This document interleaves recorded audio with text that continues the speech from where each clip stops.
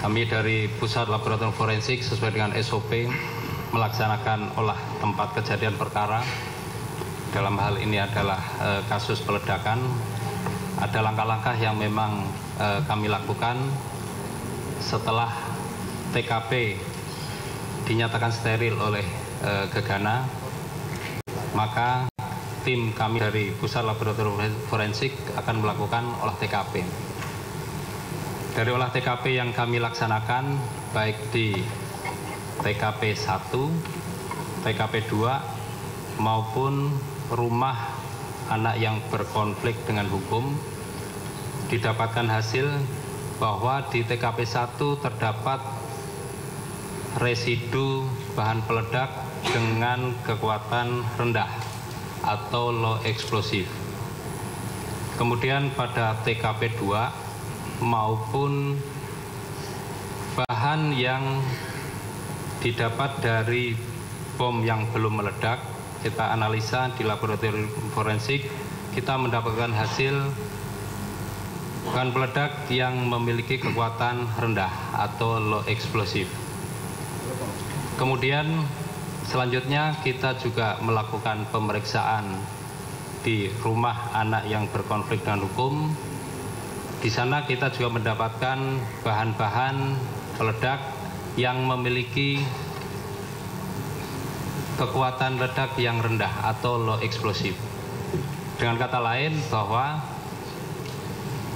bahan yang ada di TKP 1 di dalam masjid ataupun di TKP 2 di samping bank sampah itu ada kesesuaian dengan bahan-bahan yang ada di rumah anak yang berkonflik dengan hukum.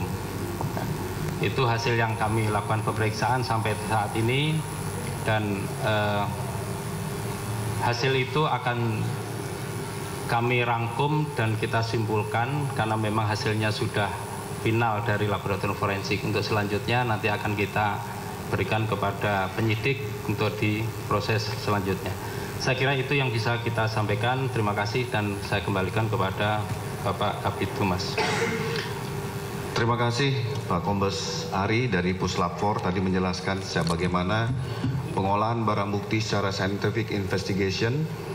Kita dengar secara bersama-sama. Saat sekarang kita memberi ruang bagi Direktur Siber tentang pengolahan CCTV untuk kita bisa sama-sama mengetahui sehingga tidak ada informasi yang bias.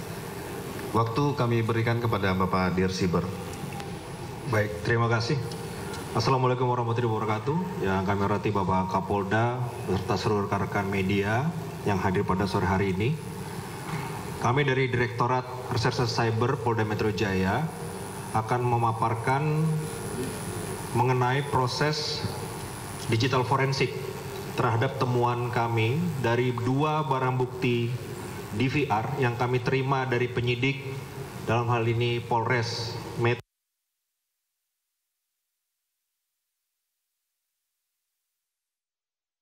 atau yang digunakan sebagai media untuk merekam seluruh CCTV yang berada di lokasi SMA 72 Jakarta Utara, di mana tempat terjadinya kejadian pada hari Jumat tanggal 7 November. Yang pertama adalah CCTV dengan merek Hilux, itu berupa 1 buah DVR, dan di dalamnya itu terdapat 1 buah hard disk merek Seagate, kapasitas 2 TB, terdapat 16 channel yang tersimpan di dalam DVR tersebut. Kemudian yang kedua, CCTV dengan merek Hikvision, ini terdapat 1 buah hard disk merek Seagate kapasitas 4 TB, dan di dalamnya terdapat 32 channel kamera yang ada.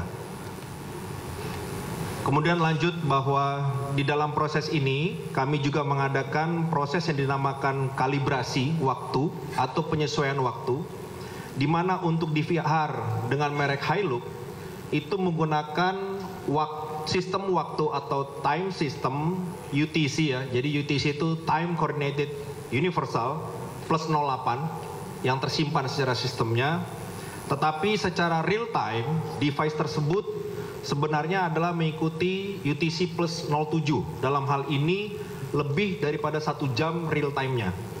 Kemudian yang kedua, DVR Hikvision itu kami melakukan kalibrasi waktu.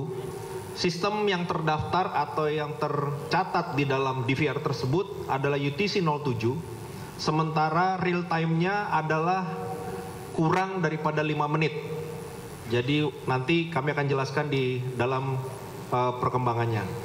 Jadi yang pertama mungkin bisa dilihat tampilan gambar di depan di layar. Ini dimulai ketika anak yang berkonflik dengan hukum. Ini mohon maaf tidak untuk disalahgunakan secara gambar, tetapi supaya rekan-rekan media paham dan mengerti apa yang terjadi sebenarnya pada saat itu.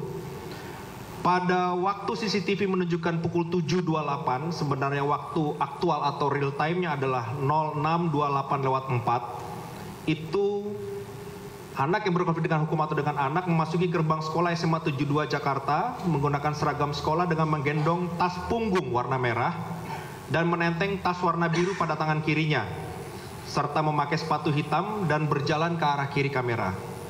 Yang kemudian yang kedua, melintas terekam dalam channel A02 di ruang seni, itu waktu real time-nya adalah 06.28, itu ABH sendiri menuju koridor ruang kepala sekolah.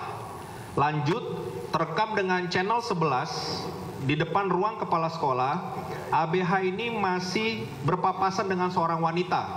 Ini yang kami duga adalah guru dari sekolah tersebut, masih bertegur sapa. Dan selanjutnya adalah ketika melewati lorong lantai 1 timur 2 yang terekam dengan channel 30, anak tersebut melintas mengenakan tas punggung warna merah tanpa alas kaki, celana luar. Jadi ini sudah menginjak waktu 11.43 real time-nya, berarti menjelang pelaksanaan kegiatan ibadah pada saat itu. Kemudian di tampak bagian dalam ada celana berwarna hitam yang tersembul atau terlihat dari luar lebih sedikit, dan dia menuju ke arah tempat ibadah masjid. Dan ini juga menjadi titik awal ketika kita masuk di channel 06 di depan masjid. Jadi channel A06 di depan masjid itu hanya ada satu CCTV yang mengcover. Itu anak memasuki masjid menggunakan seragam sekolah dengan membawa tas merah. Jadi membawa tas merah masuk ke dalam.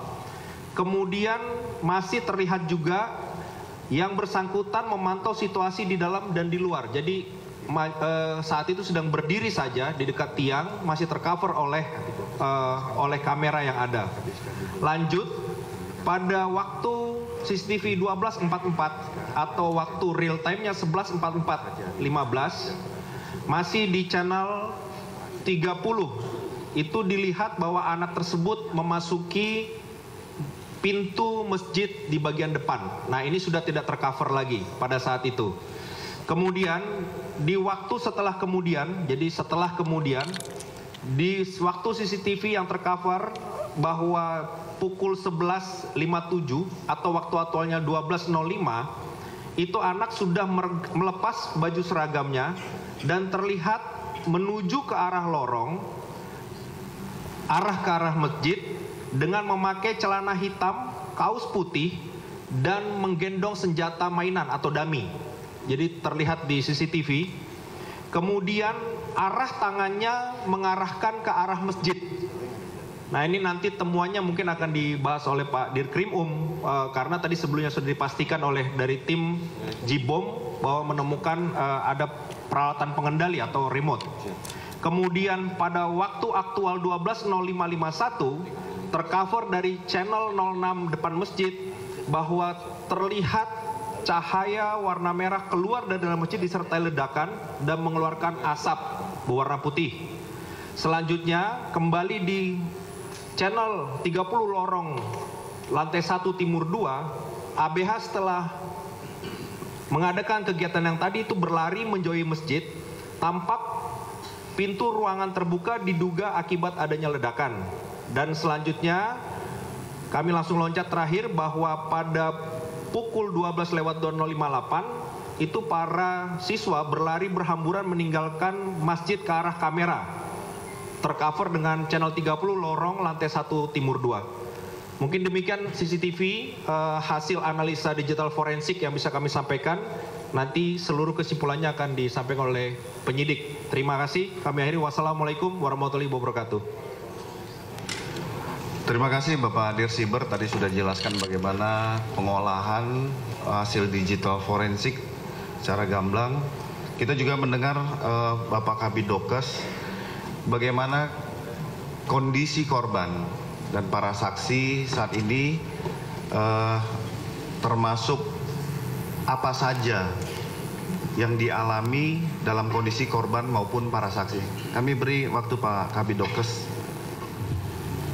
Assalamualaikum warahmatullahi wabarakatuh.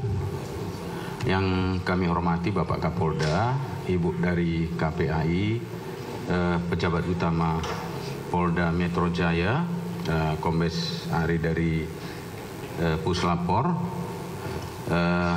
Untuk kejadian tanggal 7 itu ketika kami mendapat informasi, jadi kami membuka posko tadi seperti yang sudah dijelaskan Bapak Kapolda, dan kami segera melakukan koordinasi dengan Rumah Sakit Islam dan Rumah Sakit Yarsi dan beberapa klinik yang ada di dekat tempat kejadian. Yang perlu kita ketahui bahwa ketika terjadi pada seseorang misalnya luka bakar, jadi ada hal yang prinsip yang penting kita pegang, ada namanya golden period, jadi periode emas. Bagaimana penanganan pasien-pasien itu secepat mungkin supaya nanti pasien-pasien ini bisa tingkat kesehatannya itu dari yang kejadian dia alami itu bisa maksimal. Jadi ketika itu kami diperintahkan Bapak Kapolda, kami langsung turun ke TKP, mendata semua korban. Yang pertama kami lakukan adalah kami menggolongkan apakah dia ini penyakitnya berat, sedang, dan ringan. Setelah itu kami tahu, baru pasien-pasien ini ditangani dengan secepatnya yang kita sampaikan tadi golden period. Karena ketika misalnya golden periodnya itu tidak tercapai, maka mungkin saja pasien itu nanti bisa ada gejala sisa. Artinya mungkin karena di sini jenisnya banyak, ada yang luka bakar, ada yang gangguan pendengaran, ada yang shock hemoragi, mungkin karena darahnya banyak keluar. Ada juga fraktur tulang tengkorak, ada juga gangguan pernapasan, ada juga penyakit lain, mungkin luka-luka, mungkin karena dia ada paku atau mungkin lain yang ditemukan pada saat kejadian itu. Untuk itu kami paling utama yang kami utamakan adalah kepentingan pasien.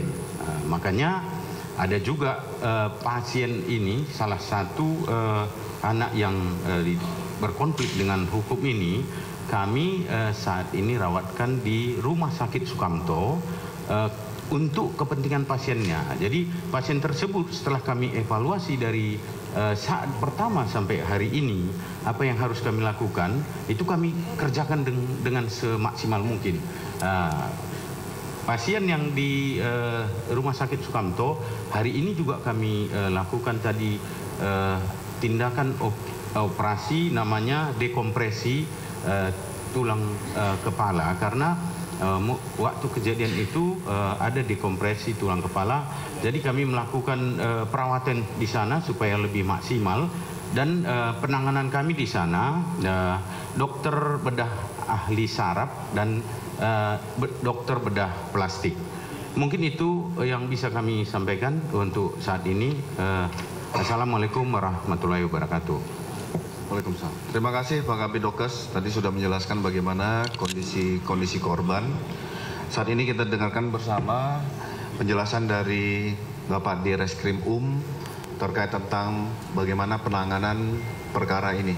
Silakan kami beri waktu Pak Direskrim. Terima kasih. Assalamualaikum warahmatullahi wabarakatuh.